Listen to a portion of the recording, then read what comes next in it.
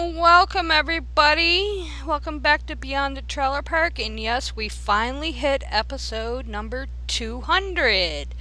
And before we delve into all the fun stuff we have planned with our guest Bill Ludlow tonight, a bit of house cleaning. First of all, I have no clue if this is even going over air, and this is what I need help with. As you know, Google Hangouts disappeared. So dumbass over here had to try to learn new software, thinking that it would be fairly easy. Yeah, I needed more time than 2 weeks, that's why we didn't have a show. So hopefully I have gotten everything configured correctly and this is going live, but just in case, I'm hopefully also recording this so I can always upload it later. But let us know how the sound is. Let us know of any lags, any technical things that go wrong. We look live. I'm on the YouTube page. Okay, awesome. I did test this out. Poor Sam and Renee had to deal with my goofiness of testing it, but I only did it with one other person. So this is the first time I've done it with a full panel, and hopefully our theme song went out because I did figure out how to do that, but this is totally foreign to me. I am not tech savvy. I suffer severely from lifus interruptus, so I get called down to work at the most inopportune times. So I've had to try to cram learning all this stuff into 2 weeks. Well, it ended up being 4.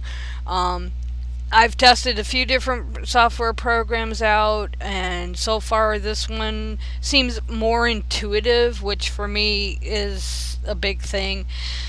I was using XSplit prior on Google Hangouts, but it was not very intuitive for me. If I can't figure it out just by pushing buttons, it's not going to stay in my head.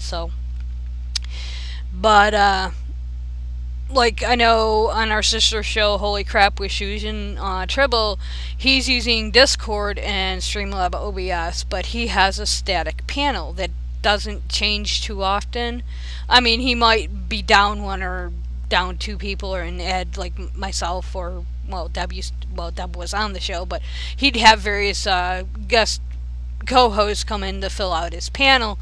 But his was static, where we have, or try to have, weekly guests where our lineup may change. So we'll see what happens. Let me know of any issues you guys notice that I might be able to attempt to fix, and if any of our listeners out there know anything about Streamlab OBS, I would greatly appreciate any help. I'm watching tutorials on YouTube up the yin yang. I have probably watched over 200 of them.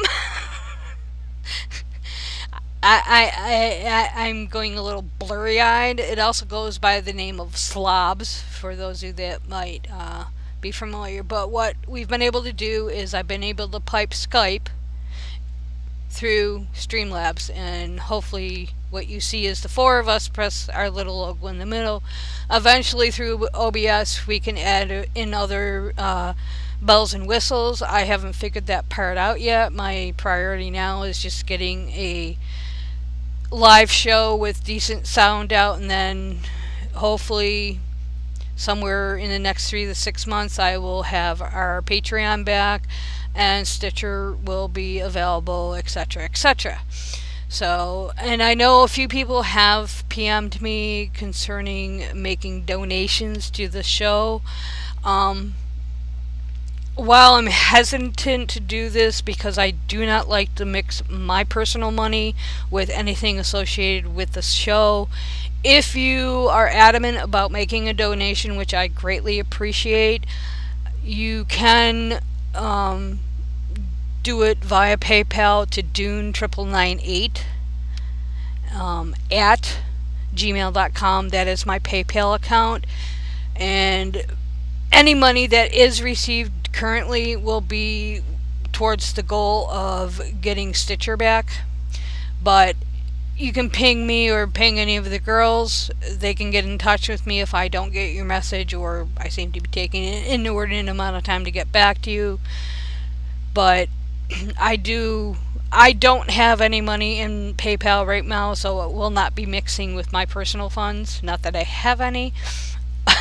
So, but there's that option there. So, especially with settings for volume, please let me know how they are, because volume and visual, because everything's set to my standards, and because I am legally blind and my apraxia, I have to have my volumes and my visual set totally wonky compared to what other people would have.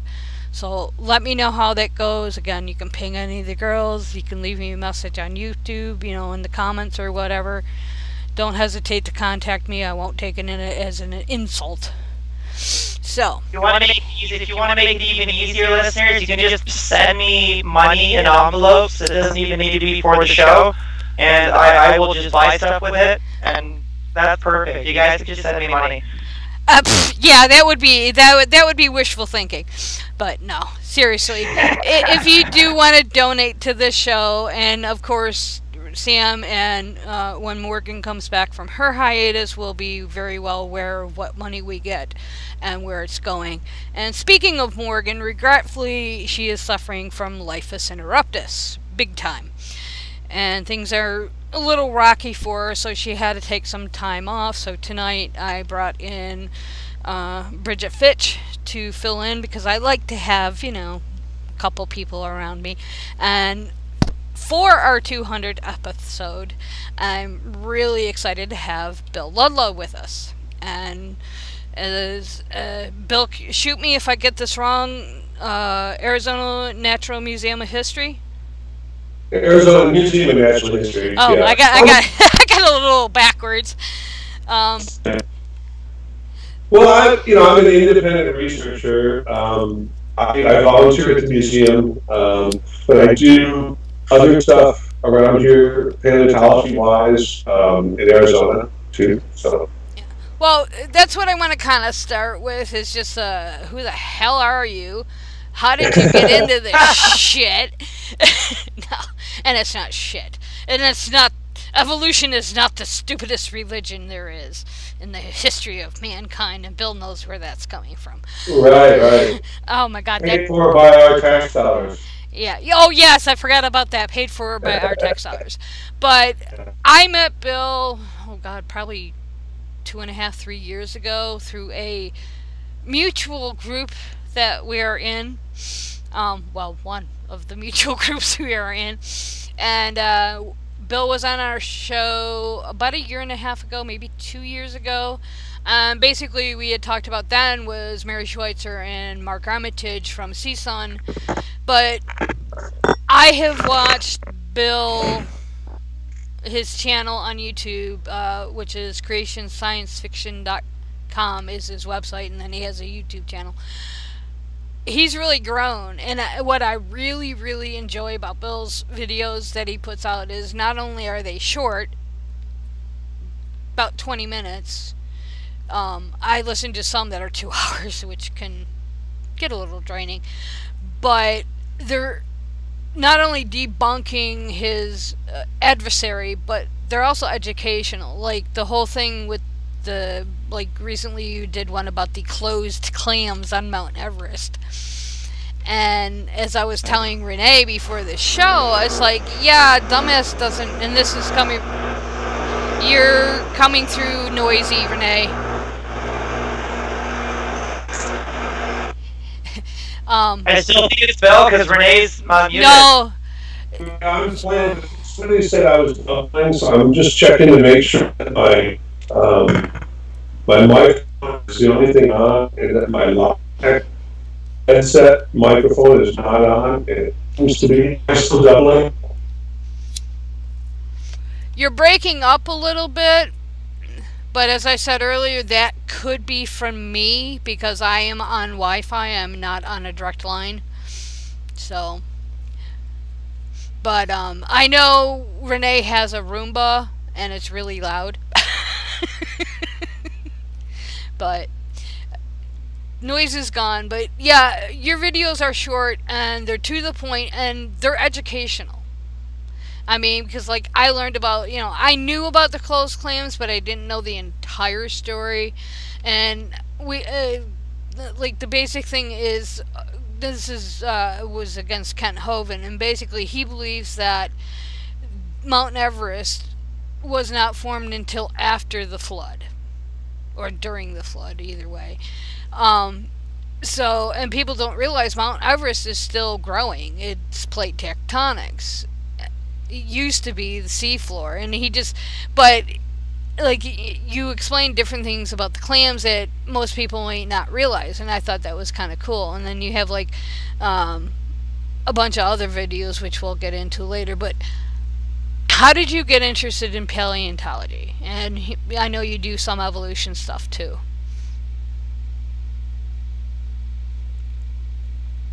Okay, now I lost him altogether. I lost everybody. Okay.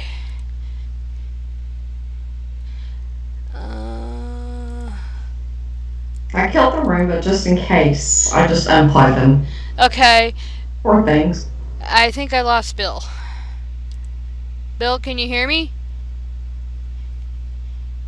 Oh dear. I cannot hear Bill. Okay, let me get his... We lost you. I can see him. Mm-hmm. Are you there, Bill? Okay, I can hear you now. it seems to be picking up my Logitech mic. Ah. And that's fine. If that's the case, then I can just go with that. I just want to know, am I coming up double for people or not? What do you mean by double? People in the chat said I was coming up doubling my voice.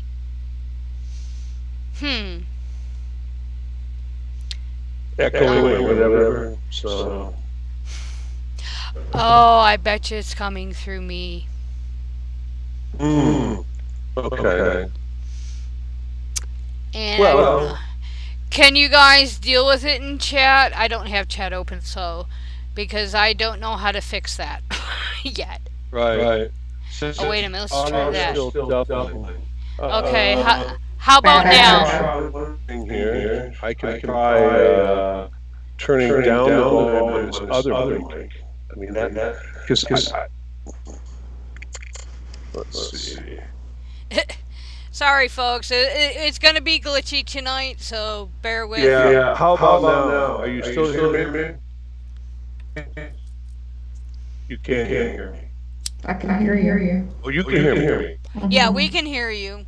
I have to have just disappeared from the video feed. Yeah, and so is Renee. Oh, there you are.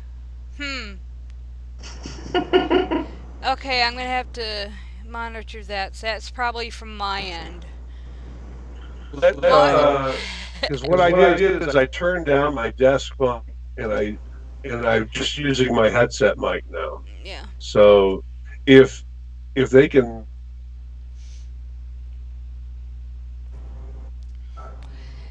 I'm just waiting more on a delay, so I'm waiting to see if they're hearing me from in the chat. Yeah, as I said, I mean, I'm still learning this program. There are going to be some technical glitches. I apologize. All feeds except those are echoing. That's what we're hearing. All feeds are echoing? Except for the host, except for you. Okay, so... Oh, I bet you I know what's happening. Okay, we're going to do a little test here. It does say that I'm back, though. Okay. You guys go ahead and talk. I'm going to mute my mic. I have an idea. Well, let me answer your question, which was, how did I get into paleontology? I've always been like, I would say more into geology than paleontology until just, I mean, I've been a fan of fossils and things, and I started collecting some fossils and that a few years ago. But I was more of a student of human origins than paleontology in general. I've followed that for 30 years, since college. But I stumbled on some tracks up on Mogollon Rim here in Arizona about 100 miles from where I live 5 years ago, and turned out to be one of the largest concentrated track sites in the state of Arizona, southwest area of that age, of Permian age, in the Coconino Sandstone. And we're now to 94 sets of 270 million-year-old pre-dinosaur reptile tracks that have been found at the site. And so that really got me really interested, got me to where I joined the Southwest Paleontological Society, and started pursuing it more, studying it more than just as an interest. I mean, it became a big interest, let's say. So that got involved in it. As I got involved with the Southwest Paleo Society, they're connected with the Arizona Museum of Natural History. And I guess it was people like Kent Hovind and others out there that are teaching all this crap about evolution and then seeing the need at the museum for teaching evolution, especially to children that come in on field trips, and them looking for volunteers is when I started to volunteer at the museum.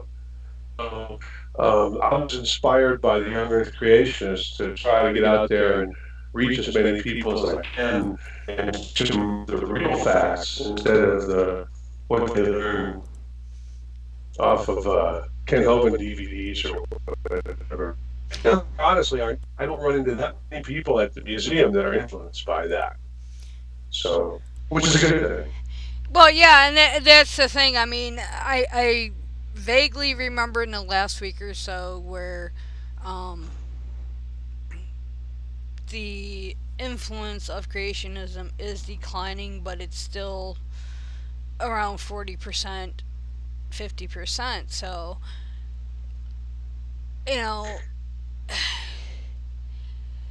Yeah, it depends on how you look at it. I mean, I'll say sometimes that 40% of the people, humans were created the way they are today. But when you start that 40%, maybe half of them believe that, the Earth is 6,000 years old, people were dinosaurs. So you're really down to more around 20 or 22%. So, but that's way too large of a number for sure. Yeah. So, now, do you primarily do presentations for children, or did you also do for adults? Do you do them together, separately? I mean, it depends time of year, especially like in this time of year. And we're actually kind of in our slow season right now. This is just started. It's still summer here. People aren't going out so much because of the heat here in Arizona. But let's say January through the end of April is time, and that is when we get the majority of large groups of students. I mean, it's not unusual to have 4 children come through the museum on a given day, and when they come through is between 10 a.m. and 1 p.m. because that's the time that's going to work for the schools. So by concentrating and your volunteer time to the time that the students are going to be there, we reach a lot of kids that way. And we've been doing this for a couple of years. I've personally talked to around 10,000 children at the museum there in the last couple of years. I can guarantee more than what Ken Hovind has talked to Dinosaur Adventureland in person in the last couple of years. So again, it's making a difference. Not only like this myself, I worked with the museum because we have no permanent human origins. It is basically we set up a table, 6-7 table there with skulls and artifacts that go from about 3.5 million years ago to present, and with the museum and helping train other people. So we have representation now 5 to 6 days a week. We just open 6 days a week. So almost all the time during the peak time of the day, especially when the children are there on field trips, we have that covered. So, Oops. Sorry about that. This switching between screens is a little difficult. And then I'm I like, lost the other two people here. I see them. Well, I'm looking at. I see them on the on our screen, but when I just see the S for Skype. When I look at the. yeah, Sam and Renee, are you there? Yeah, we're here. Okay, we can still hear you. Okay. Okay. Yeah, I have a feeling it might be using more resources. Yeah, it's saying my CPU is almost at 50%, so I'll have to look that up later. So yeah, as I said, there's going to be a lot of kinks in this video until I get OBS figured out. It's like, yeah. We're getting for later though, so we'll have that for later. Yeah. So my computer's about 6 or 7 years old, and I think I only have like 4. I don't know what it is, gigabytes of RAM or whatever on this thing. It's an all-in-one Lenovo touchscreen, whatever. But I'm not able to use OBS and do it live like that. It eats too much memory for me. I've tried to use OBS along with it. I can run it by itself, but as soon as I start to run other programs, it takes up too much. So, well, when memory hog. When I got this computer, I purposely got 16 megs of RAM. I purposely bought it with what is configured to be able to do podcasts and to be able to live stream and stuff like that. Not that I'm like any of the bigger names in YouTube, and not that I plan on becoming one like that, but I wanted it better because my old computer, which I use as a quote TV, is 10 years old. And I could barely do Google Hangouts on that, and so yeah, I purposely, it's not so much the computer as my settings aren't perfect yet, and it's going to take me a couple tries. Like, there's a bunch of I highly recommend YouTube tutorials, although finding the right one that talks to your level of knowledge is kind of difficult. That's why I watch so many videos. But there are a bunch that talk about all the settings. So I've been going through that, but I won't know until I actually do it. And tonight's our first show in a month, so yeah, we're going to have some growing pains tonight. But yeah, for some reason, like, Sam and Renee's picture keeps appearing and disappearing, and yours keeps growing and shrinking, so Yeah, I can see that watching on the YouTube. I have no idea why it's doing that, but... Typical, they just want me not seen. Just yeah, heard. No, you need to be seen and heard, my dear. But, you guys got any questions for Bill concerning the museum? Well, how did you get started in doing that? Well, again, there's I got involved first with the Southwest Paleo Society, which is associated with the museum, and by attending monthly meetings and just involved there on the dinosaur digs and things. And one day, the curator of education, well, actually, she was and she's now the curator of education. She came to the Southwest meeting one night and said, "Hey, we got this event coming up, and the person that does our human origins can make it. Is looking for somebody to do that." And I raised my hand and I said, "Oh my God, that's my favorite, And so I talked to her. We talked and stuff, and sure enough, I volunteered for it, and it just became a regular thing. I mean, they needed somebody, the person that had been doing it just didn't have the time, and I ended up kind of taking over that role with the museum, not only doing it myself, but helping train others, which is important. I mean, I was the only one doing it when I first, so I was doing it 3 days a week, and now I'm usually I'm there 1 day a week this time of year. Now, in the time when we get much busier with the students, I coordinate with other people that volunteer to make sure that we're covered all the time. So if they can get on another day, I come in and make it another. Another thing I do is through ResearchGate, Academia EDU, which I subscribe to those, or I get a lot of the papers that come out, current papers on Neanderthals and Denisovans, just a lot of stuff that's related to human origins. So I pass that information along to the people that volunteer, and we discuss that in our free time, even and stuff sometimes. So, just to make sure they're up on the latest. So, That seems like it'd be a dream job. it really is. And, all volunteer work at this point. I got time, got paid for doing something. They are looking at doing something that they used to do more, and that is outreach from the local schools. I would love to be involved in that. I think we're at the point now where we have coverage pretty much every week to where it's free up. It's just, there's just that's something where the schools actually pay for it. And we go out and do it. We go into the schools and you don't make a lot of money. You cover your expenses, but that's the point. The point is that children don't get a lot of information on origins in public school. Even when we touch on in biology class and things like that, they don't learn about the actual evidence that we do have, let's say from the last 3 or 4 million to present, which is huge. So that's what I'm looking forward to doing with the museum, if we can do that. We're also looking at putting in permanent display of non-human origins, something that we did all the time.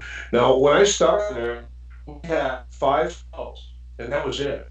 Some outdated card had information on the skulls.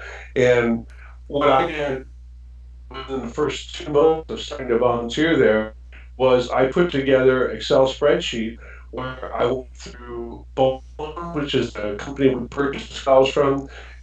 All the skulls we use are plastic replicas.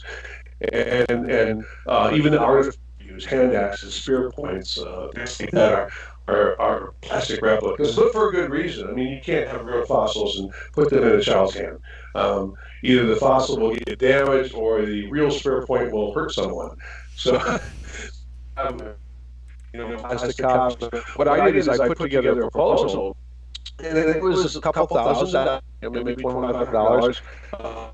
This is here's the part number, the description, the cost, and the priority from 1 to 12, and we ended up by now, as of 4 months ago, after say 2.5, 3 years, we have actually purchased everything that I have on the list now. So we've got a pretty extensive,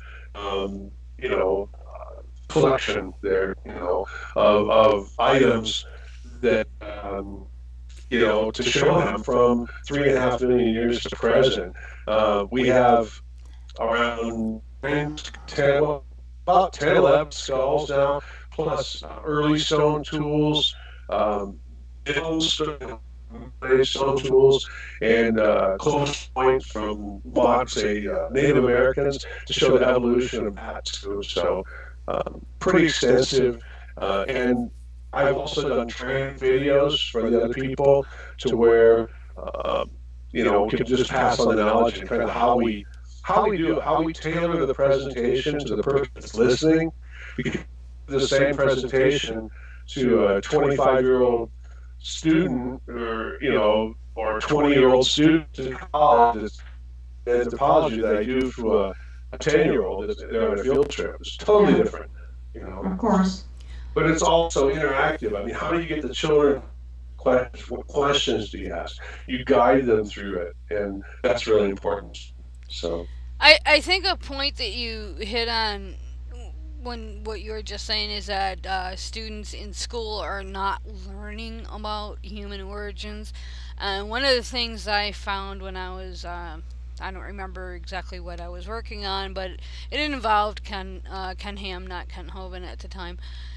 And a lot of the teachers said that they were afraid to teach it because of the whole creation versus evolution and people like Ken Ham, and you got Kent Hovind calling it the worst religion in the history of mankind, paid for by taxpayers' dollars and stuff like that. So they're afraid of getting their asses sued, and I don't blame them. But the kids, like, I know back in the day, and this was during the 70s and early 80s, we didn't even touch on evolution. And I took AP biology, I took AP chem. So and granted, I went to a Christian college after I graduated from high school, and because my college was a pre-med college and a pretty damn good one, yeah, they covered evolution, but they glossed over the human origins, and it's like, no. So I think a lot of teachers, well, obviously at my college there was the whole religion issue, but like, and I know talking to some teachers that in fact some of my high school teachers that I'm still in contact with and who I know are atheists. I mean, I didn't know that back then, but I do know now, and they're like, yeah, we were afraid of getting sued. And they find that that's still occurring, and I think that affects, because I mean, you get people like, okay, Matt Powell. I mean, I mean, right. They're not afraid of Matt Powell. They're not afraid of Ken Hovind. They're afraid of Harris. Yeah. I know what you mean. Yeah, you got people like Matt Powell out there. Oof, I mean, he was, from my understanding, and if I'm wrong, someone please correct me, he was homeschooled, wasn't even taught this stuff, and he has some of the most asinine ideas, like coke is satanic, or not coke, the stuff you snort. He's from not too far from where I grew up. I grew up in Durant, Michigan. He's from Durant. Durant, when I grew up, was known for drive-in theater out in the middle of the country and farmland. Yeah. That was it. I mean, and the people that lived right there, everybody would go sitting in the field out behind there watching the X-rated movies. The locals are without the set. But that was before he was born, so yeah. His parents probably did it, though. Yeah. It's hard because, like, I don't do a lot of discussion concerning evolution because I know enough to get myself into a really deep hole, and then I gotta, like, dig through reams of research. I'm more into the alt-med stuff, but, like, we have a mutual adversary in Kent Hovind, while your interest is more the evolution creation debate. Mine was when he hooked up with Mary Tocco, who was a locally prominent anti-vaxxer in Michigan. And right from the get-go, my feeling towards that was that Hovind was going to bleed her dry monetarily. Now, she's never made that insinuation publicly, but that's just my feeling. You left before that could happen. Yeah, I do think that might be. She turned tail and ran. Yeah, I don't even think there's. Yeah. Oh, yes. But that was my interest because he also peddles B17. And his son, Eric, as well, peddles it directly off of his website. In fact, 9 weeks after Hovind got out of jail, he was, saying, yeah, buy this from Eric. And it's like, yeah, no. So that's what piqued my interest. I mean, he did it prior to going to jail, but it never really clicked for me then because I really wasn't that vocal. Where are you at? You're in Michigan? No, I'm actually in Pennsylvania, but I'm originally from Buffalo, but I lived in Detroit for like 2 years. That was a disaster. Oh, sorry. Yeah, it was not a good time for Detroit.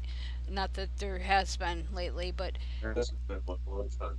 Yeah, what piqued my interest in Hovind, besides his attaching to Mary Tocco, was that he peddles to B17, and what a lot of people don't realize is that the issue of B17, apricot seeds for those that aren't familiar, or Laetrile as it's also called, although they're chemically a little bit different.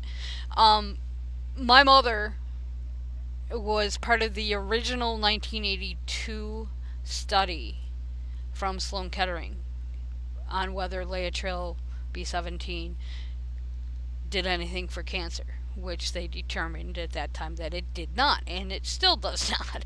So yeah, when I hear people say, oh, B17 will cure your cancer, it's like, no the fuck it won't.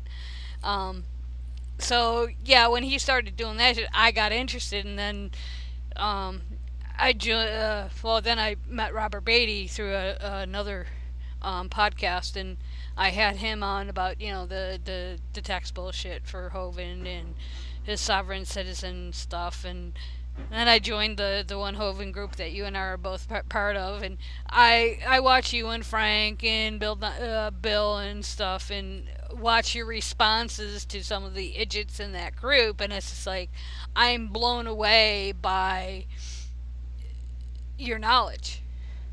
Well, I've been involved in the creation of evolution stuff for a long time, it's funny because like new to YouTube, but I mean I've been on Facebook since 2009, or 2008, and before that I was involved in internet forums that talked about creation versus evolution since 1996. So I've heard every argument. I mean, I've heard them all, and it's like anymore. It's just like off the top of your head. If somebody comes up with this, it's like, no, it's that, and you don't even have to look it up anymore. It just, after a while you get, because it is the same thing. They've been doing the same thing for 30 years. Yeah. So.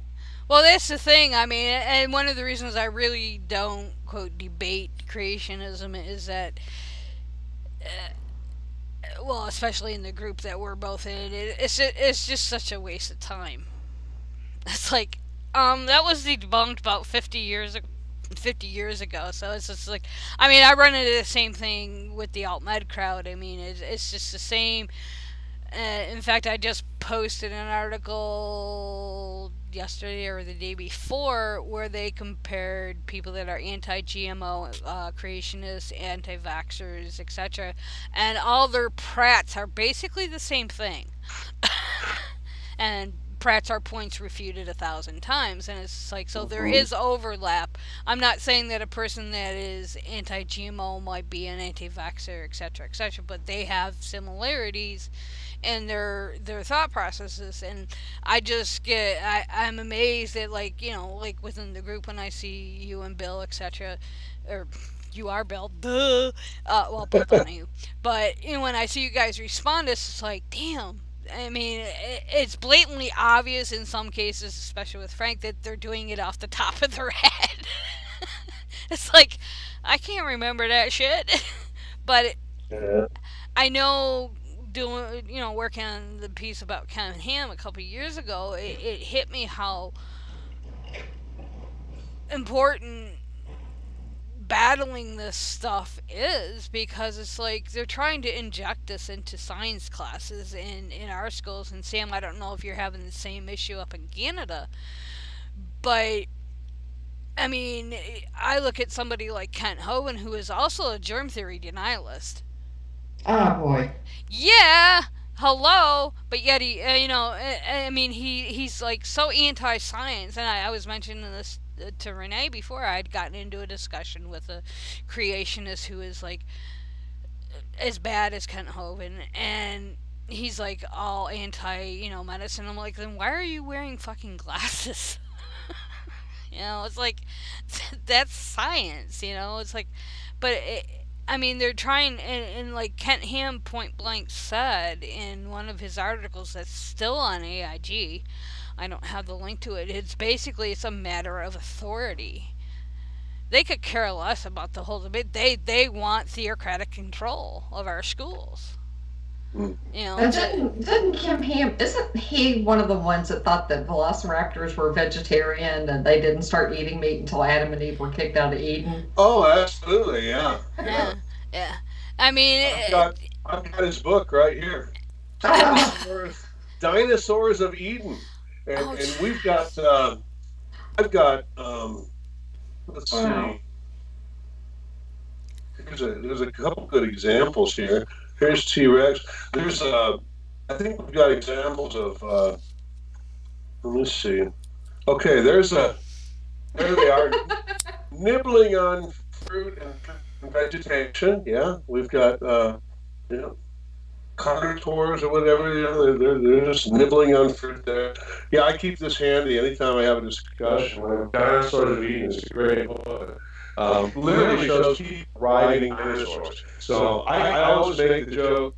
I mean, I must say every single day that young Earth creationists believe the Earth is 6,000 years old and people rode dinosaurs, and they get mad. We don't teach that. Well, yes, you do. You know, and Kent Owen has slides of the Ica stones with people riding dinosaurs. He uses them in all his presentations. So when he talks about existing with dinosaurs, Ken Ham has written a book where he has people riding dinosaurs. I mean, yeah, you do. So I make it a point to. I was very much so raised with that as a kid because I was raised very Pentecostal Christianity, and they had the whole like, oh, here's dinosaurs and how it fits in. And I would always ask like, where's the pictures or the skeletons or something of the T-Rex with just molars instead of their mouth, and they would always get mad at me for asking that. Yeah, we every now and then I will get people at the museum who I had a pretty funny story where just a couple of weeks ago I had a woman that came in, and she was probably close to 70. I think she was around 70 years old. She's probably 70. Really nice woman. I mean, literally ushered, probably 8, 9 years old, herded them up to the table there to talk to me. And we listened to my presentation, asked if they had any questions. The kids were very polite and everything else. And she looks at me and she goes, their parents don't believe in dinosaurs. I said, what? She goes, Grandma is bringing them to the museum today to show them all the stuff that they don't get. I mean, she literally was telling me that the children's parents didn't believe that dinosaurs even existed. And she was sneaking them out to the museum to show them the Natural History Museum, to show them the dinosaurs. And we giggled about it, and off she went. So that was funny. That I mean, it's funny, but that's fucking sad too. It's like, wow. I mean, even when I was a believer and I was raised, fundamentalist, and I converted in college to Pentecostal, and then I deconverted after college, long story, and y'all have heard it before anyways. I always had questions about the whole Noah's Ark thing and the creation. In fact, I remember for my AP English class in high school, I wrote a paper on creationism versus evolution, and in the course of the research for it, I mean, this was like my whole class, so this was a 40-page paper. This wasn't like a 10-page paper.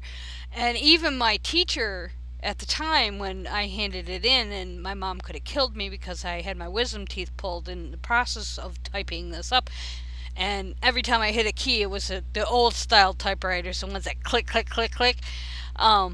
It would echo in my head because I was encoding for my wisdom teeth. So my mom ended up having to type this. And for those of you that don't know, the way I research and write, it's kind of so my notes are not real good, and she had a hell of a time trying to type this, but she said she'd never type another paper for me. But my teacher goes, I'm surprised you're supporting evolution. I was like, well, I kind of was sort of a creationist when I started this, but by the end of it, I could not in any way, shape, or form support a creationist view or the view of the flood, other than a local flood, ever occurring.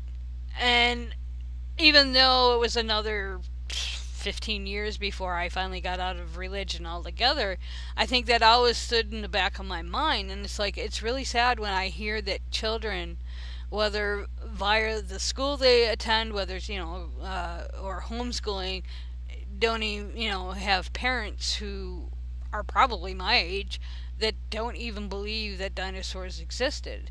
In fact, there was an article the other day about it saying, oh no, they were all fake. That the museums plant them in the ground to dig them up. God put those there to test our faith. No, well, yeah, there's that too as well, Sam. I mean, but I don't know. I think God put these people here to test my faith. I don't know. I think I figured that out. Yeah. I'm the kid who was 7 years old in Sunday school.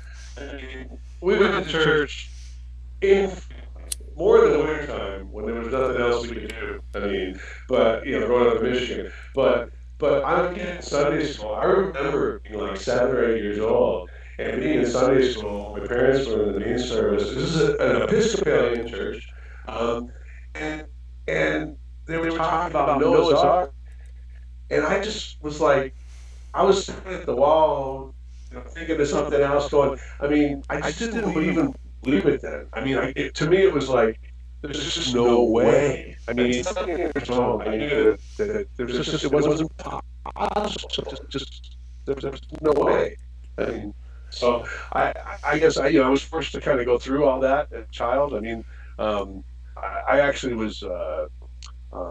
What do they call it? Confirmed. Just like Catholics become confirmed, Episcopalians do too, at about 12 years old. And I thought it was cool because I got to leave public school at 12 o'clock every Wednesday for a while, to do out of these confirmation classes or whatever. So I went ahead and did it. I was confirmed by the bishop and everything, but the whole time I'm like, I didn't believe it. Yeah, Deb and I always used to joke because her deconversion, we used to joke that it took her one day, it took me 10 fucking years. But, I mean, I'm as close to a PK as one can be without being a PK, and for the PK is preacher's kid. I mean, my dad and my mother both were presidents of our home church, and they were very active and yada yada yada. I've done missionary trips, and basically I should have been a preacher's kid, but I wasn't. So I was pretty heavily into it, and then when I purposely went to college initially to become a preacher. I went for Bible and theology, and I was going to go on to seminary. And then I somehow got mixed up in charismatic and Pentecostal, and then converted to that. And then somewhere along the line, I really started to question. And then I got out. But it took me forever because this was all pre-internet. I had bulletin boards. And, I have said in the past, if Richard Dawkins had wrote his book back in 1993-ish, instead of when he did write it in, 2006, I probably would have done it in one night, because what he wrote, even though I had been out for 20 years by then, by the time I actually read it, because I didn't read it until, 2015, I probably would have done it in one night because everything he said made a lot of sense to me. But it was it was a very slow, arduous process, but I never, ever doubted science, ever. I mean, I don't remember where I had any inkling that dinosaurs didn't exist. I mean, I remember we had this old set of, they weren't really encyclopedias, but it was this old set. It was probably from the 1930s. I mean, this is Worldcraft, your child book?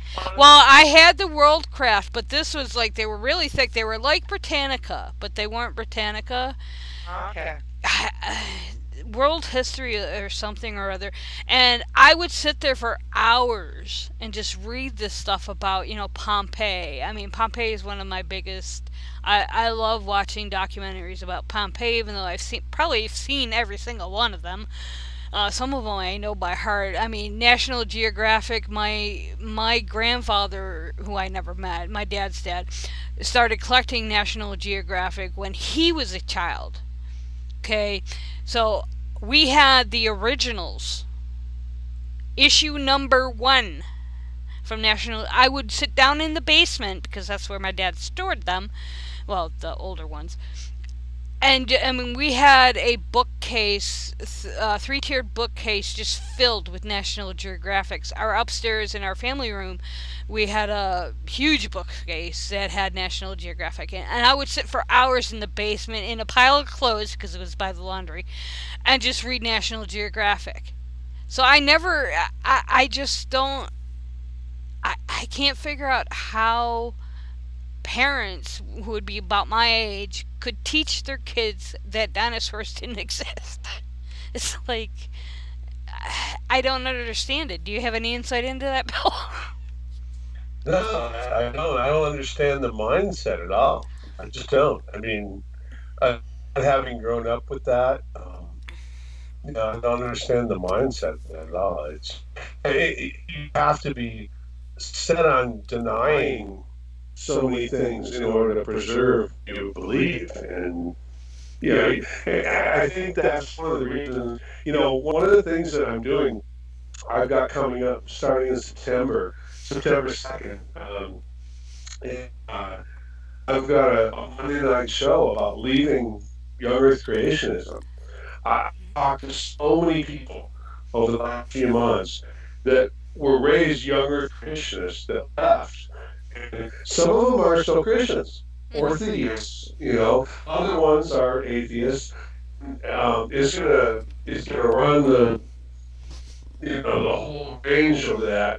But that I've got coming up, he's an atheist now, but he was literally has an annual or a life pass to the working camp in the Creation Museum.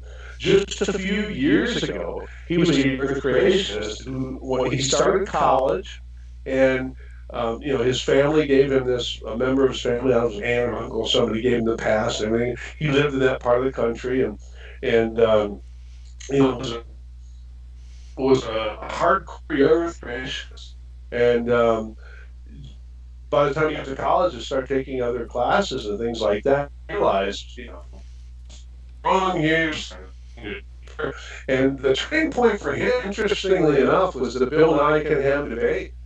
So that was just what? That was a huge one for me too, though. That was a huge one for me. I had already been out for ages as an atheist, but just having the facts simplified for those of us who maybe didn't go to school, take biology like I did, and just to have everything simplified for that crowd the way he did was just beautiful. Like he made a universal sort of like standard almost for debating this shit. It was kind of nice. So.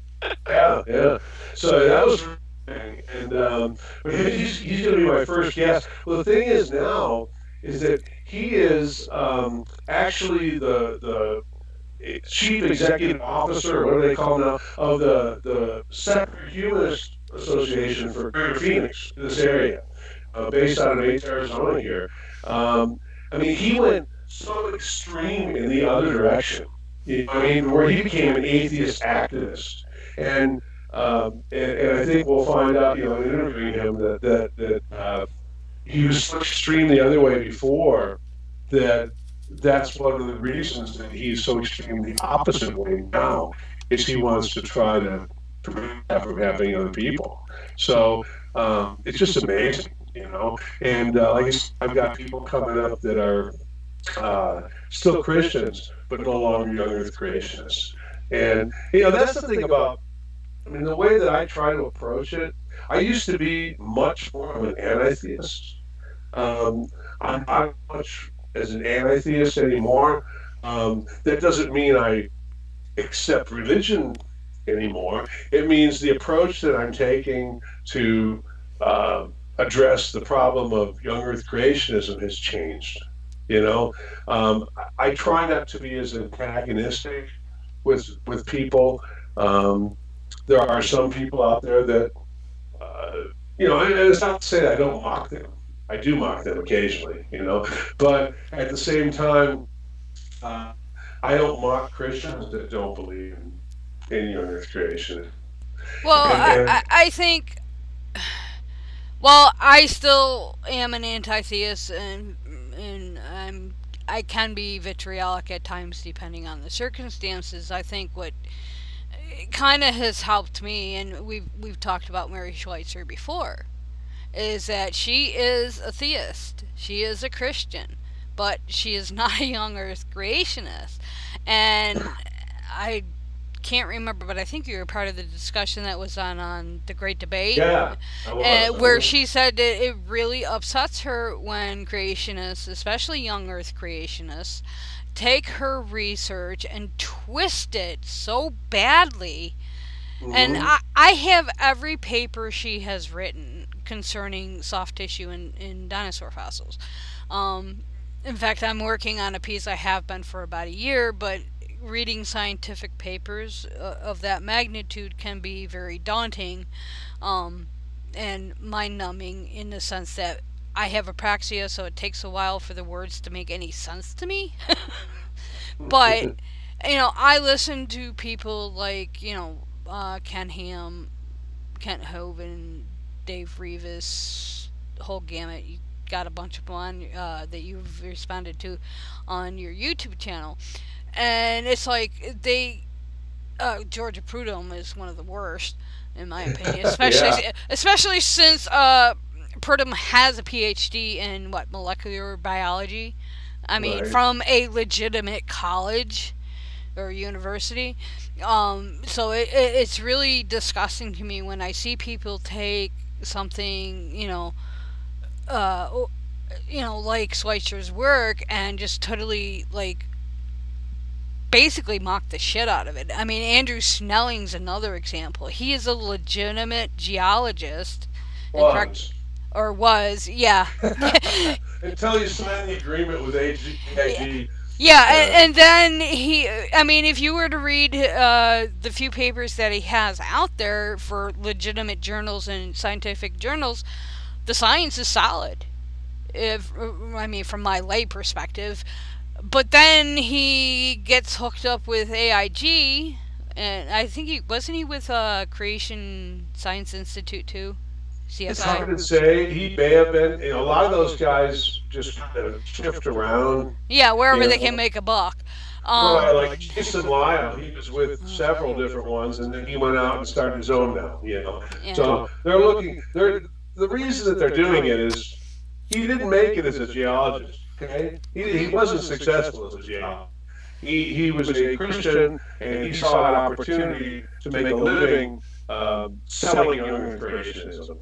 So that's why he's doing it now. They'll go wherever they have to go. Well, and that brings me to the question I was actually leading into. Do you think people like him, Ken Hovind's in a sort of a different category by himself for me anyways, but people like him and Jason Lyle, do you think they actually believe what they peddle, or are they just saying it to make a buck? Like you said, selling creationism. Well, it's a good point because, somebody like Hovind, he's just, like you said, he's out there by himself. He has no qualifications. He has no degree in any field that he speaks in. His doctorate that he did get was in theology, even though he only paid for it. He didn't actually go to school for it. But people like Lyle or like Snelling or Steve Austin, those guys, have legitimate degrees, or Dr. Prudhomme, in an area of science, although she doesn't usually talk about things that relate to her degree. But they had to have answered the questions on those tests correctly in order to get those degrees. Mm-hmm. They had to have gone to school and learned the things required to get those degrees. Now, they're not using that today. Mm-hmm. They have cast that aside and signed an agreement with somebody they've gone to work for that says anything that contradicts the scriptural record as literally described in the Bible must be ignored, basically, in order for them to do what they do. So it's almost more deceptive than something like Hope, who just really doesn't have a clue. I actually brought this up with the Geological Society of America when I'm a member, and I wrote to the ethics committee, and I said, you got people, Steve Austin, that list in their bios that they are members of this organization. They claim an affiliation with the Geological Society of America. And I said, the Geological Society lists in its full guidelines or whatever that we don't teach young Earth creation, we teach science. They literally state right in there that it's not acceptable. And yet you've got people out there that pay their membership fee every year and list as an affiliation. I said, can we cast that out? And the response I got back from the GSA, well, it's not, we can't control what they teach. Well, same time, you're saying in your ethical guidelines that it's not ethical. So we'll see. I'm going to be at the GSA National Convention here in Phoenix next month, and I'm going to try to talk to some of those people if they attend. I have the names of the people I've corresponded with to see if we can do something about that, because it really bothers me that these, I call them a former geologist, because they're no longer geologists if they've signed an agreement with Answers in Genesis, claim an affiliation with an organization that specifically states that what they teach is wrong, and they're doing it to bolster their reputation in the scientific community. Well, I know I did a piece on Jonathan Wells, and he is a Mooney who specifically got his doctorate in one of the related fields I can't remember off the top of my head, specifically so he could debunk evolution. And on the command of Sun Myung Moon. I mean, wow. He was. I didn't know that about him. Yeah, he actually went. I've seen his name a couple of times. Yeah, he's not well known. He's not like a Ken Hovind or Ken Ham, who's always in the news. But he's put out 2 books, well, 3 books I think now. And his last book, which was written I think in 2009, and it's just a bunch of fucking prats. I mean, this is stuff that even I can debunk, okay? This is how, I won't say low level, but it didn't take me, well, it took me a long time to put it together, but it didn't take me long to find the information to debunk his things.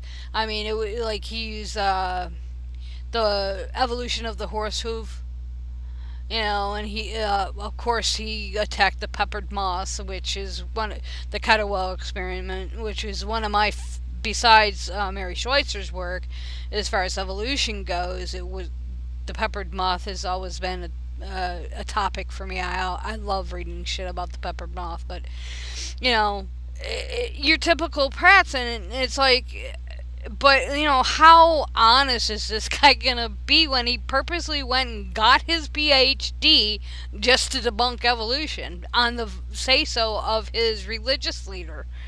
And it just, while, as I said, I put Hovind into a different category because there are a lot of mainstream Christian, that don't accept his views. But people like Ken Ham and Dave Rivas and Jason Lyle, I don't understand. Well, I can see Ken Ham because he really doesn't have a degree related to it. But like Jason Lyle, he, people like him, people like Purdom, I just can't understand that they can lie for Jesus with no qualms about it. It just blows my mind. So I'm looking forward to your new show, which we'll get into in a bit. But so your website. Yeah. As I said in the beginning, I find it very useful because I don't have TV. I have internet radio. Everything I do is based on the internet. I couldn't afford to get cable. I wasn't going to pay $90 to watch 2 hours of TV a week.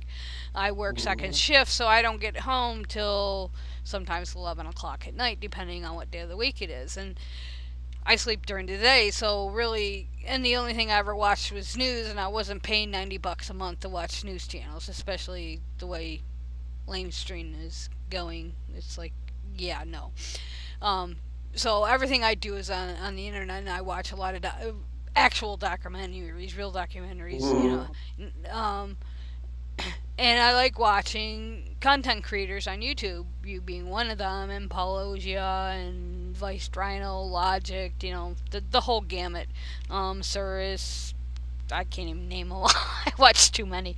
But one thing that I said, as I said in the beginning, that really I like about yours specifically is that they're short and sweet and to the point. Right. Not Right. saying that the logic in them aren't short and sweet and to the point, because theirs are really highly educational, but you can tell that you work at the you volunteer at the museum, that you deal with children, because you know.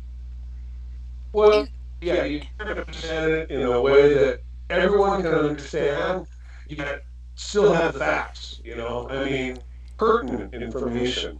Um, it, what I did about 2 months, between 2 and 3 months ago now, I totally revised my website, and I came out and I asked their permission in advance with Paul Evans, Tony Reed. Tony Reed has the most amazing videos out there. Jackson Lee, Jackson goes into some of the longer stuff, but I don't really use a lot of the longer stuff. But like you said, I'm looking for that are 10 minutes or less that cover a topic and cover it top to bottom, but in a way that everyone can understand. I've done some of those. Tony Reed has done many of those. Paul G has done those, and Jackson Lee. So I looked at those and I said, you guys, do you mind if I feature you on my website? I'm not going to take your videos and put them anywhere else. I'm going to put links to your videos. Well, what I'm going to do is I'm going to do a page where we have about 60 now, I think, topics of, and whatever it is that creationists are saying, you can go to that, find it in alphabetical order on my website, and it's going to take either something that I've written, someone else has written a short article, or an article on it, or it's going to take you to a video by one of the people I mentioned, and you're within 10 minutes you're going to have the answer you need to refute that. And that's my goal, and I mean, I hope to, within a few months, have up to 100 topics. I mean, everything I've been trying to tell people, send me what you don't have. I'll make a video on it, or I'll find something on it, and we're going to list it there. To where, Talk Origins was a really good source 15 years ago. The internet has changed since then. And it's not well organized, and it's not easy to find that stuff. You Google it and you don't find it through there. You can't really go to the website and negotiate, through it. To navigate through it, I should say, to find. So what I'm trying to do is find something that's modern, it's easy to navigate, and you can get an answer right away. You can have the answer in 10 to 15 minutes. You don't have to listen to something. And then I've also included some of my favorite lectures, especially on human origins, and documentaries on everything from the universe, to whatever, or early civilizations, and just everything. So, and I mean, I would spend 20 and 25 hours a week for a month doing it, putting this together and screening things, listening to everything that's on there I listen to. And it's not just like I'm putting up a blind link to something. I've approved it. I'm a big deal, but I mean, I've approved this. I've listened to it. It's legit. And I think if you listen to it, you're going to benefit from it. So, well, I like the fact that I like the fact that you've actually, and I'm not saying other people don't, that you actually do listen to it, because that's one of my biggest things is a couple of people, oh, you don't know the other side, and it's like, yeah, no. I mean, if I throw a link up, especially on my Facebook page or Twitter, depending on which one, I do on both. But it's like, I've actually watched that video.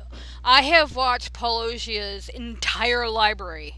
I'm working through Vice Rhinos right now, and there's, Aaron. Did you know that Vice Rhino is what do you call it when you take anagram the letter?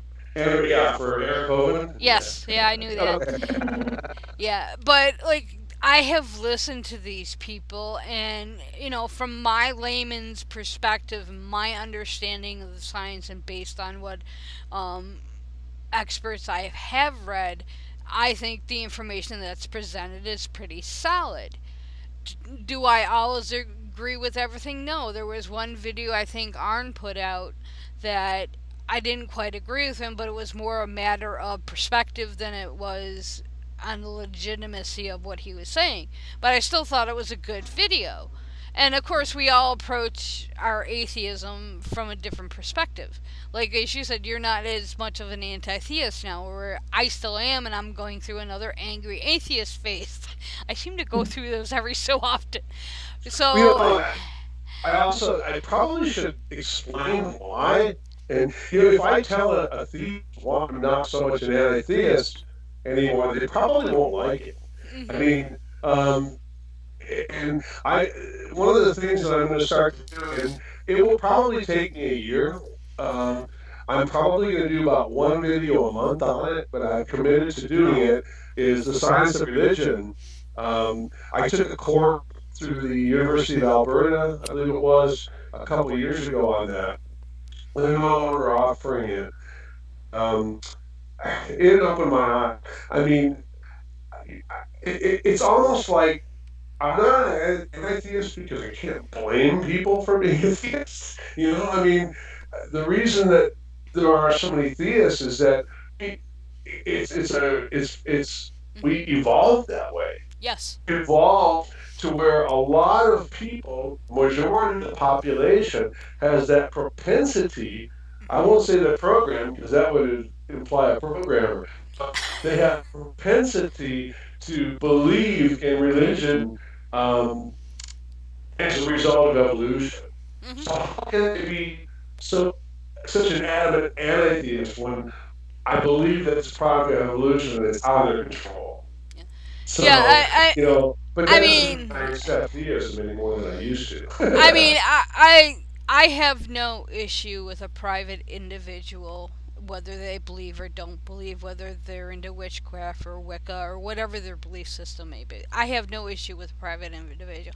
I have problems when I have preachers getting up in the pulpit, yes, you, Stephen Anderson, stating that I should be executed by the government. I have a problem with that. When you try to legislate Sam out of existence, although Sam's Canadian, but Sam and others like Sam out of existence, or that it's okay to discriminate against somebody based on their sexual I have a problem with it. And then, I take a different tack, but a private individual I have no issue with. Like my Oh, yeah, no, I actually agree with you that. As far as them trying to legislate their morality on others, I'm 100% against that. You know, and Anderson happens to be a local figure here where I live. I mean, on Friday nights, I'm usually about 2 miles from where his small church is. So we have to deal with that, and I actually have several. I mean, probably 10 people on my Facebook friends list that I knew from this area that I didn't know from what we're discussing now, that I knew from the music industry or other things, who had liked his church page. And I personally wrote to every single one of those people and said, do you understand what he's about? Do you understand what he's doing? Why do you like this page? And you know what? About 8 of them said, thank you, because I really realized that, I mean, I got invited to like this page by so-and-so and whatever like that, and they don't anymore. And the other two that defended him are gone. I don't talk to them. Well, So, it's like I said when we did our well, actually it was 2 episodes. In fact, D Holmes was with us for both. And on the NIFB, I've been tracking Steve Anderson since 2012, 2013. And for the same bullshit he's pulling now. So he's been on my radar for quite a few years, and so yeah, it's funny because I met D through Robert and everybody else. We all seem to be connected socially through this one website, which is funny. right? Through God Discussion, which is no longer, and it's sad because I really like that podcast, although I wouldn't be able to listen to it live anymore. But yeah, I mean, it's like when people like that, or like Mike Huckabee, or well, when Sarah Palin was, in the news, or people like Rick Perry, when they start to legislate shit, or Moscow Mitch, and yeah, then I'm going to get in your face because I'm sorry, I have just as much of a right to be alive as you do. But yeah, so yeah, it depends on the tack. It depends on the person on how far I go. But I think with your website, the way you approach it, or you approach your videos, is you're not attacking the person, you're attacking what they present, their ideology. Like, we mentioned Georgia Purdom, and that was your last video that's showing on my page. I know you have a couple other. I think my favorite one. I think my favorite though has to be the pterodactyl sighting in Texas, and I do highly recommend. I didn't attack the guy at all.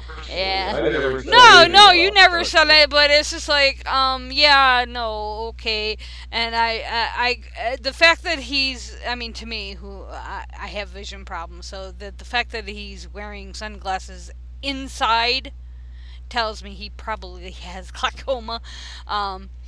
There are other eye issues that would cause, but what I like about you is that you do a wide gamut, but you do focus on Kent Hovind, whereas Paulo Gio focuses on Ken Ham, and Logic and Vice Rhino, they kind of do a mix, but new one for, I want to say Vice Rhinos, I may get this wrong, he has been focusing on Dave Rivas, who's another creationist nut job. I haven't checked out his channel that often. Dave Reeves. Yeah, he's one of my. I mean, I shouldn't say I don't hate anyone, right? But I mean, oh my, he's so well polished, his videos and everything else, but he just comes across as so fake and rehearsed. Everything, and I've done a few on him, but it's funny because like Apologia and I know that he focuses on Ken Ham's weekly show, so I never talk about that. Now, I've been on his show a couple times. Yes, I know. I've watched them. Yeah, but I won't do anything my own on that, because that's his territory. So it's funny, we do work together on some of that, and I'm not gonna. I know that he's probably going to do a video about it, so I'm not. Now, the one thing I did on Georgia this time, that wasn't on the weekly show. That was a lecture she did on something. I didn't even take the entire lecture. I just chose to talk about paleontology and geology. I mean, I'm going to the whole notice how many animals are on the ark thing. I mean, that's a stupid argument. You can just prove this argument. I mean, it never happened, so. Well, I think what was concerning the Purdom video, she spoke on paleontology and geology. Her degree is in molecular biology. Right. Yeah, let's speak about something that we have minimal schooling in. I mean, granted, I think you're in the same boat as I am. In fact, you might have more education in it. I mean, I'm all self-taught. Everything, I did chemistry and biology in high school and college, but beyond that, everything else is, I do take MOOC classes on evolution and stuff on occasion, but, if I need to learn about something, I have to go and read as much of the relevant material I can find, and if I have time, I will take a MOOC class to learn more, but, I mean, she's got nothing in paleontology, nothing in geology, beyond maybe introductory classes. Well, it's really interesting that she just basically parrots what Andrew Snelling says or Michael Ord says. These people that work for Ken Ham or have worked for him in the past, she just parrots that information. She's learned what she needs to say to get through that part of it. But like you said, she has no background in it at all. So. Well, well, the parroting, I mean, and that's the thing. I don't know if it was you. It might have been Paul. might have been Waste Rhino. I get you all confused when I watch as many videos as... I mean, I watch probably 4 hours of video a day. Usually at night, because I get home from work at 10 o'clock at night, and by the time I'm ready to go to bed, it's 4 o'clock in the morning. So... True story. Yeah, I don't unwind very easy, especially if we've been busy, but... is that they're all repeating the same thing over and over and over again. And it's shit that's been... Yeah, and I have listened to, regretfully, most of Kent Hovind's stuff since he's been out of prison. Okay? Back in the day, I was a Kent Hovind fanatic. Okay? I knew everything. In fact, even one of our commenters in chat brought this up, that he knew the seminars. It's like, let me ask you something. Can I ask you something right now? But I mean, have you noticed in the last 6 months, he has gotten more arrogant, more condescending, and more dismissive of the other side than ever before? I mean, in the last 6 months, I would say. Can we say B17? What do you think? Yeah. I'm 99.5% kind of sure. I have a feeling if he is still taking the B17, which he was taking, because if you remember, he had a growth on his throat. Yeah. And it's still there. It doesn't look like, from the videos I have seen, not that you can tell a whole hell from a video because of the lighting, it doesn't seem to have gotten any bigger, but he also had that growth on his face right here, like right above, you know, the edge of your lip, and he said he was taking B17 for that. So if he's still taking the B17, I would not, I mean, I'd have to double check to make sure, you know, it could be from that. It seems like he's almost, you know, it used to be that he did well-rehearsed presentation. You look at his old DVDs, old videos, whatever, and, you know, but he came across as a bit arrogant, but he came across as concise, and he was rehearsed, and, I mean, he had a good presentation. Anymore, he just repeats the same nonsense at the beginning of every video. He's condescending, he laughs at people, he just makes the same stupid joke over, and he's just playing to his already established audience. He's not out there to try to reach anybody new. He's not reaching anybody. Yeah, I agree. Recently, I say I believe he's the more people are watching him to watch his train wreck, which is a spectacle, than they are. Yeah, I agree with your assessment there 100%. I want to address something that was mentioned in chat, if I can pull up the right screen. This is, Grant writes, he asked me if if we've watched the Vice Rhinos videos addressing Matt Powell. I have watched it, and I find them quite well done, because I find Matt Powell very absurd. I watched one of them because I honestly was looking I saw Matt Powell's video, and I said, oh, I can make, you know, a response to this, and then I saw that it had done. So I did watch this first one and watched the one since that. I figured someone's already done this. So yeah. Well, you bring up a good point, and this is something I run into. Like, I don't create a lot of content. Generally, as I said, I focus on alt-med, and the problem with that is it's very, for lack of a better word, research intensive, or as I like to call it, doing a literature review, because I'm not researching, I'm not in a lab. You have a problem with that word.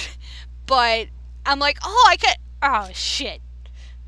So-and-so did, it's like, you guys are stealing all the good stuff. So I'm trying, I keep catching myself. I'm going through, like, different creationist channels to find something to respond on, because one thing Deb and I had talked about before her passing was she used to do what's called creation moments, and it was I can't remember the guy's name now. I get his newsletter now, but she would respond to some of his stuff, and he was out of Canada. I'm gonna say Sparrow is his last name, but and now Deb is not a sciencey type person. Anytime we would do any type of sciencey or science related, it generally fell on me to kind of lead the discussion, which was fine. But so for her to be able to debunk, like I was saying, for me to, like with Jonathan Wells, to debunk him, it was fairly easy, for lack of better. But she would, because his arguments were just so outrageous. Bad. Outrageous. So yeah, it's just, but those creation moments that would come up, and there was a website that put those out every single day. Yeah, yep. But what Grant said in chat was that where'd it go? I lost it. Basically that all of us that are content creators, podcasters, bloggers, etc., we all have a different niche. And, and that's what I find, with you, you've met that niche and you're now trying to do more with it. Paul has his niche with AIG stuff, and I really do like when he does, like he recently did a takedown on William Lane Craig, who is a former adjunct professor of mine. Wow. Yes, he was an adjunct professor, not specifically at my college, but I don't want to say preached, what's the word lectured at my college, and of course for my class I was required to go listen to him. And I don't like William Lane Craig. I don't hate him. I find him a very deceitful, dishonest individual. And so, I have a 30-year history as far as that goes, but it's just like, so he's been doing that, and then you are focusing kind of sort of on Hovind, but you have other things, more bringing the science to the people, and then you got Vice Rhino Logic and anybody I've forgotten. I heard a video on Ken Hovind for a long time. In fact, when I did my debate with him, and then he made a couple little videos in response or whatever, a couple of videos in response, and I didn't talk about him for a long, long time. Almost a year, almost. And I decided I'm going to make. Here I have less than 1,000 subscribers, but I'm just going to make some videos, and pick topics that didn't need to be covered, maybe some topics that other people hadn't, and but it's funny because some point along the line, I made a video about something outrageous that he said, and he didn't respond to me. And he gave me like a 15-minute commercial right in the middle of his, where he went to my website, and he posted all these pictures to my website and everything else. He gave me like 1,000 subscribers.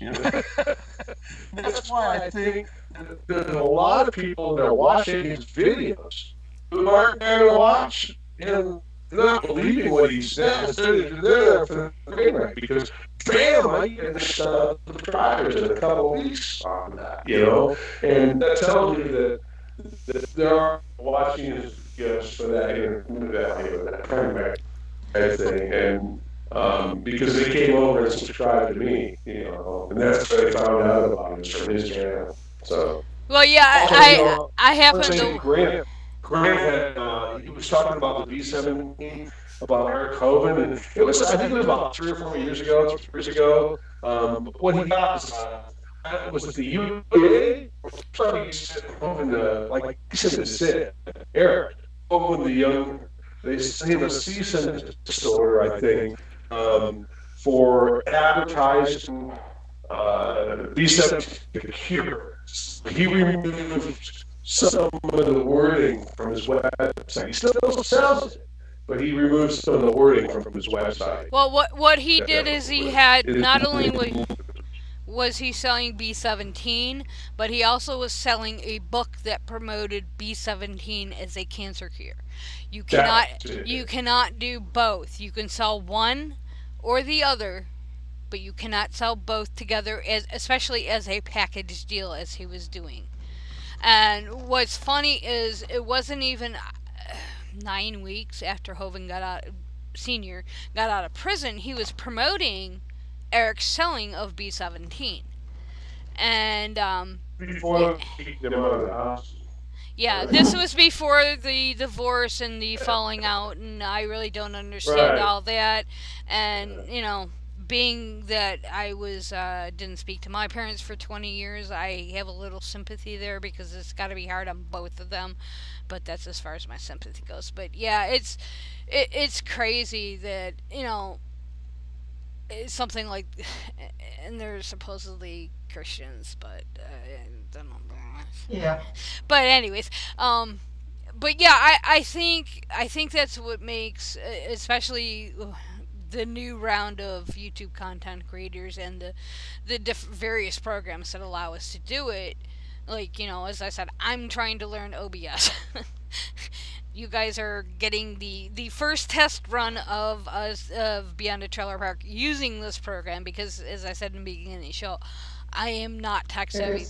We lost you. Oh, can you hear me now? Oh, okay. Yeah. Yeah. I don't seem to be dropping too many frames, which is good, but I can't wait to see what this recording looks like. But yeah, I think we all feel it, and I think what really tickled my heart, so to speak, is to see your channel growing. And It has, and hundreds of thousands of subscribers a month for the last 4 months. So, yeah. I mean, I know it sounds really odd, and I'm not being a fangirl here, but I just think it's really great, because I really do.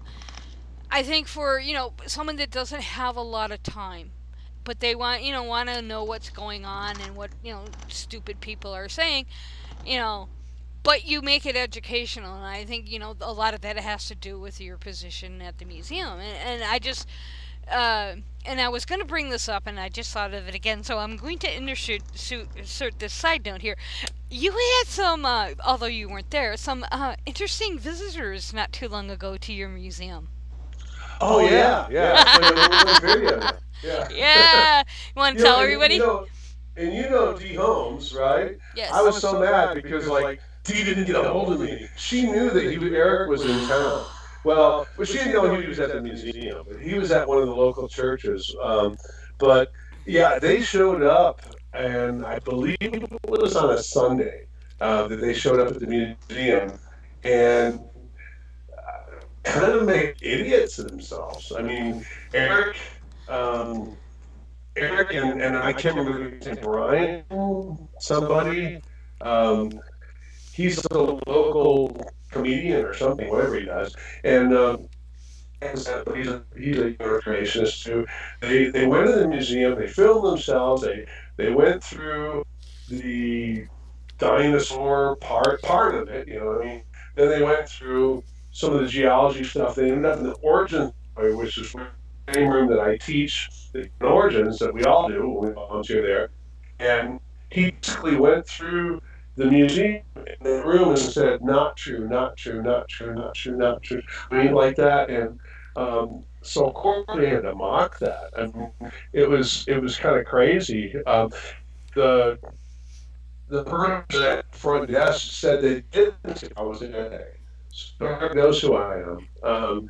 He knows that I've challenged him on the Grand Canyon and wants to talk.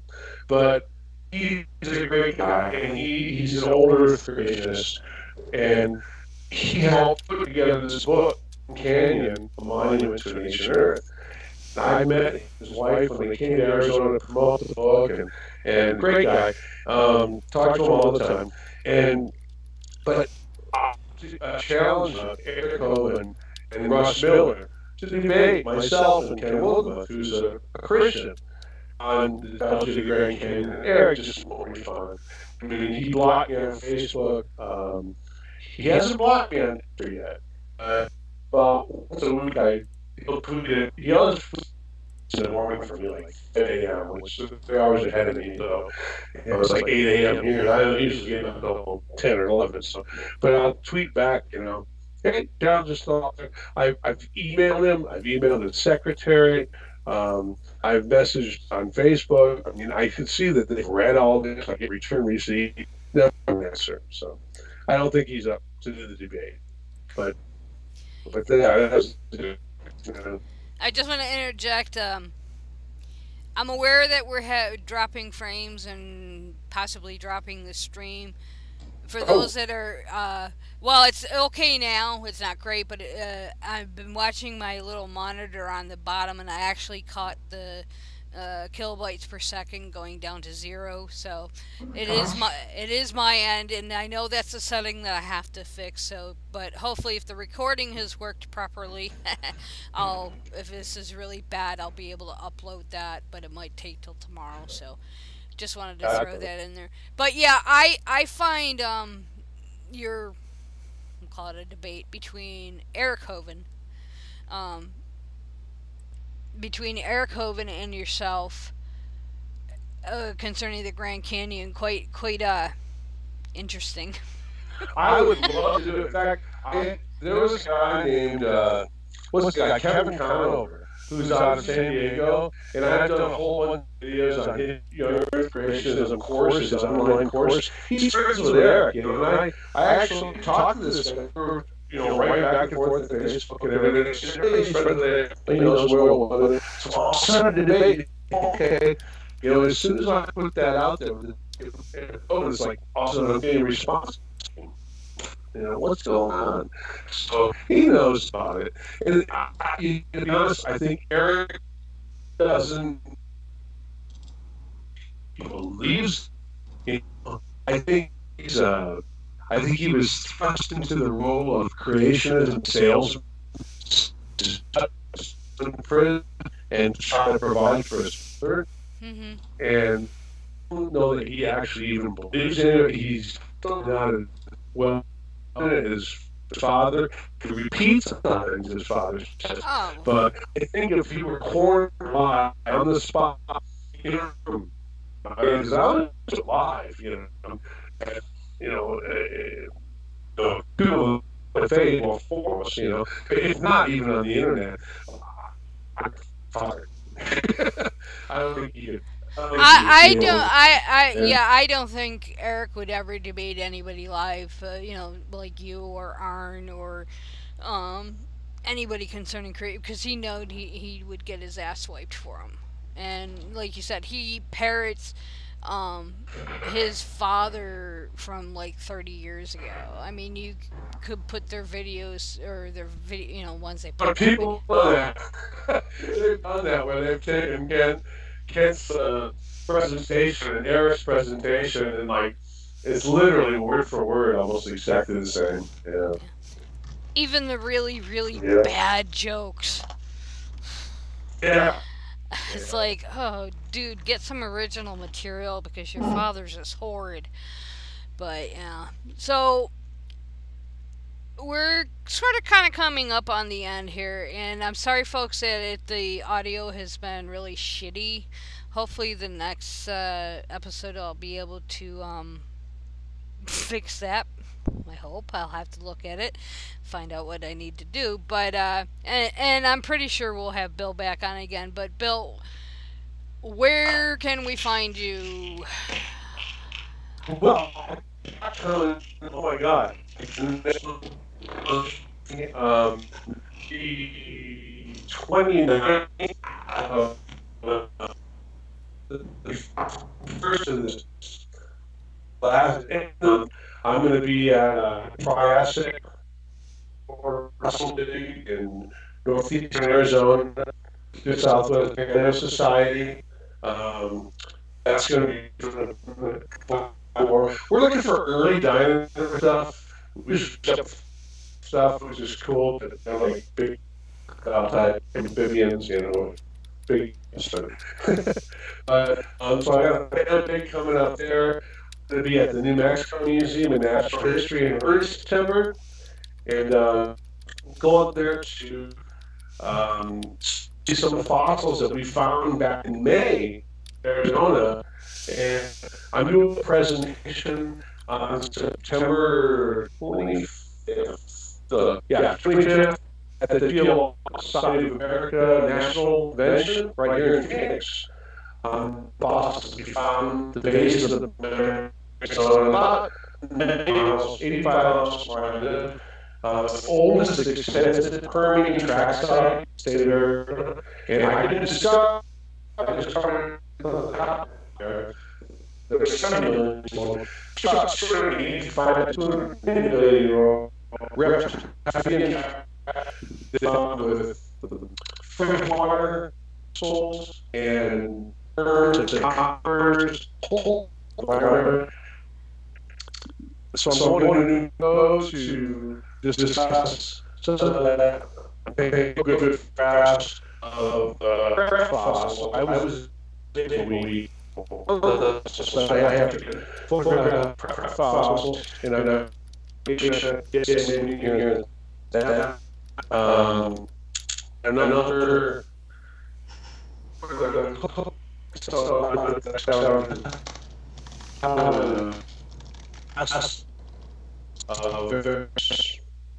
track pre-dinosaur within the end of September. So September for me, like every week, I got something with paleo stuff. So it's really fun. And here in Arizona, we kind of sit out the summer. You know, it's like nobody does anything. Yeah, we won't do anything in June, July, August. September comes around and wham, we're out there in the field doing stuff again. It gets down to where it's below 100 degrees. So yeah. Yeah, I used to live in El Paso for a while, and it was like fucking April, and it's 114 degrees. I'm like, holy shit. So yeah, I understand that, but I do, I highly suggest people follow Bill on, YouTube, and also his website Creation Science Fiction. I gotta remember to put the fiction. Yeah, I kept confusing it with another website called Creation Science, and I was like, no, this is not Bill's website. I'm like, what the fuck am I doing? Then I realized I left the fiction out.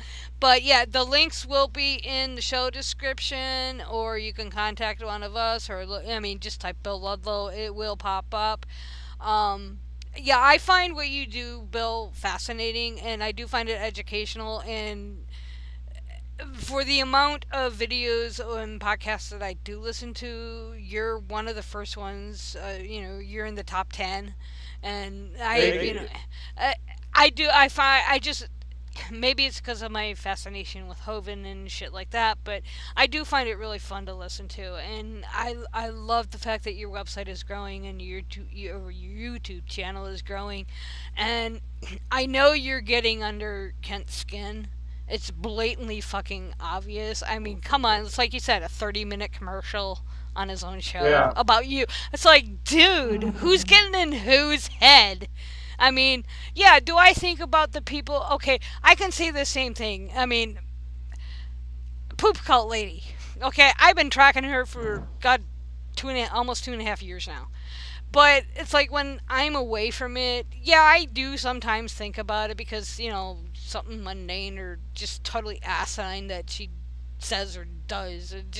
And I'll mull it over. But it's not, like, my whole life is not Poop Cult Lady. Okay, some people might think it is, but it's not. And I think Kent is trying to flatter himself because, with you and especially with Arn. He challenged me to come to Dinosaur Adventure. Yes. And it's like, seriously, dude, you couldn't pay me enough. Here and do this and that. Well, I actually, did you know the kids from Standing for Truth? Have you seen their channel? Mm-hmm. I have not gone to his actual website. They made a little video calling me to respond to Kent's thing or whatever. They're basically, actually a couple of them, I think, are homeschooled on Kent Hovind DVDs or videos. And they're their 20s, early 20s, and they made a video calling me chicken. I responded to them today, And gosh, I wish I had that phone right now. Maybe I do. Phone really quick. And I gave them my response as far as if they want me to go and debate Kent Hovind, I have some requirements to do that because they want me to travel to Dinosaur Adventureland, which is 2,000 miles from my house. Oh my And goodness. yeah, and they're calling me because I said, okay, here we go. I can't just take Mr. Kent Hovind up on his offer without my terms. Mm-hmm. All expenses paid both ways. Mm-hmm. Kent says that organizations that want him to go to them do this all the time, so that would be fair. Mm-hmm. Lodging off-site. I wouldn't feel comfortable staying at his cult compound. And I'm a bodyguard. I don't think that's out of the question. I get to pick the topic. If I'm going to travel that far, I get to pick the topic. I get to go second because I went first last time. Okay, Mm-hmm. so I want an impartial mock here. We both agree on equal time during the debate. We have to set the topic. If we're discussing geology and he corrects him with box office give birth to dogs, I win by default. The debate must be uploaded to his YouTube channel in entirety, no matter what happens. And the last thing, I want M&Ms. No brown ones. No balance. That's fair. That's my terms. If they'll come up with those terms, okay, so. I don't blame you, especially in the bodyguard. I would, if I was Yeah. in your position, I would not feel safe going down there. But that's just me. Not saying that Ken Hovind would do something, but as we all know, Oh, it is rural Alabama. well, yeah, That's there scary. is there is that, but you cannot control your minions. I mean, that's why people like Steven Anderson bother me. Well, his new FB bullshit bothers me because it's already. I mean, someone tried to attack Obama in Arizona back. I can't remember what year. I want to say 2012, because he had listened to Steven Anderson just prior to doing it. So you can't judge what your minions may do.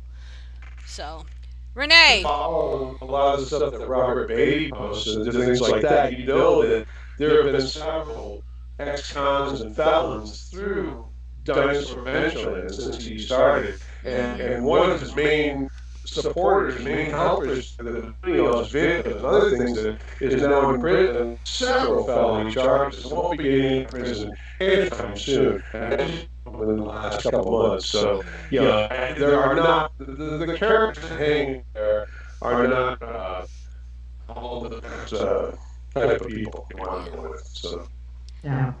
And Miss oops, wrong button. Too many freaking buttons to hit, but I have to keep muting myself.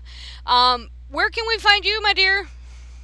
You can send me a friend request on Facebook under Bridget Fitch. You can find me on blog at bridgetfitch2112.wordpress.com. And you can see me live on Saturday nights at midnight Eastern, 11 p.m. Central on Holy Crap the Vlogcast.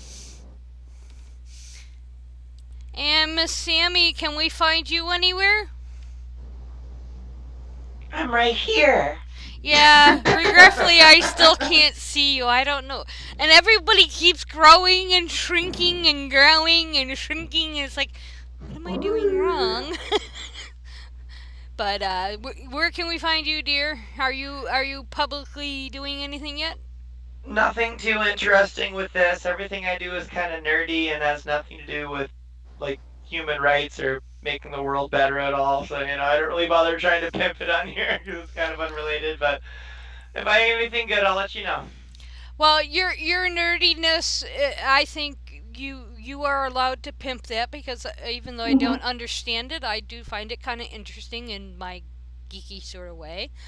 Nothing wrong with nerdy. Yeah, nothing wrong with nerdy. So when you're ready, you can. So. And the easiest way to find me is on Twitter, Dune998. That connects to my blog, I almost said holy crap. That's Holy not my crap. blog. That's Fusion's radio show. Havoc and Chaos. And I'm still posting diddling priests and bad shit they do. So I got a couple articles I'm working on. They're taking a little longer than I planned because, as I said earlier, reading scientific papers can be kind of a drag. I mean, interesting, but it's really dry reading.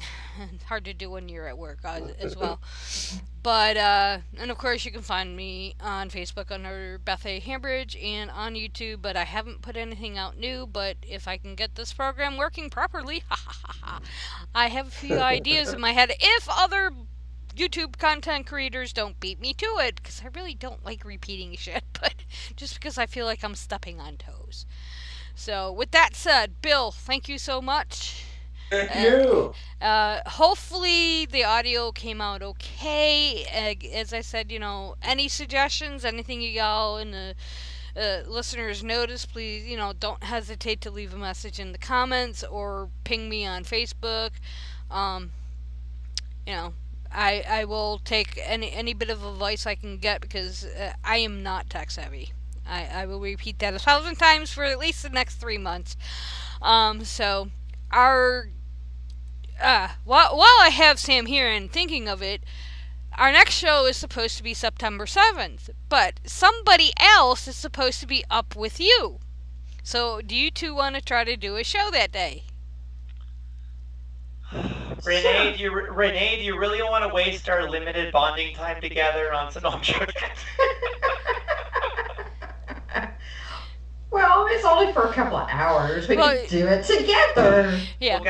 We'll get a bottle of bubbly or something. Make a day of it. Oh God, that means I'm gonna have to get some beer or something. But think about it. It popped into my head. And I knew I'd forget. If not, I'm still planning on a show, even if these two numbnuts are unavailable. I just got to find a strong enough guest that can deal with my babbling. Because sometimes I don't make sense. But our next show is on the 2nd. I don't know what it's going to be about yet. I have a few. I did not secure any guests because I didn't know where I was going with getting live stream back up. I didn't even know if it was going to be possible. So now that I know that, okay, it works, but not that great at the moment. So next show will be on the 2nd, and we're going to attempt our humanist creed, something we also haven't had in a long while. So with that, I know I have to do something. Oh yeah, with that, I'm going to mute my peoples here. No, I don't want to do that. Bill, Renee, and me. Whoops, I don't want to mute me yet. So with that, I bid you all good evening, and it's glad to be back. I just hope we get all the tech stuff out of the way. Links to Bill's information are in the show description and all that fun stuff. And real quick, Bill, is your itinerary for stuff you're doing on your website? I have a blog. I usually post about that stuff there. Not only maybe a little in advance, but I always cover like all the paleo digs and stuff. I go over it all on that. So. Okay, awesome. Okay, with that, I'm going to attempt. Okay, my audio is coming over Renee's. That's really bizarre. I got a lot of figuring out to do. With that, I leave you all with the humanist creed, I hope. I know the truth and power of reason and of rational thinking, and I will use them to my advantage. I know the truth and power of educating myself and of expanding my intellectual boundaries, and I will educate myself. I know the truth and power of vanquishing ignorance, and I will do so whenever the opportunity presents itself. I know the truth and power of morality without supervision, and of true and accurate righteousness. I know the truth and power of obliterating tyranny, be it intellectual, emotional, or philosophical, and will work toward that goal whenever and however possible. I know the truth and power of human ingenuity. I know the truth and power of human compassion, and I will be mindful of the welfare of others. I know the truth and power of equality and fairness for all living things. I know the truth and power of the importance of our families, our friends, and our fellow men and women. I know the truth and power of human stewardship of our lands, our waters, and our skies, and I will try to act to preserve our environment. I know the truth and power of the sciences of mathematics, of physics, and of chemistry, and of the important role of these disciplines in understanding the workings of this cosmos. I know the truth and power of the rejection of all notions or beliefs that reside in the supernatural or the superstitious, and of those notions or beliefs that we are not supposed to be able to explain. And I know that these rejections are necessary for humankind's survival. I am a human being with a free mind, liberated from irrational influence and from unreasonable dogma.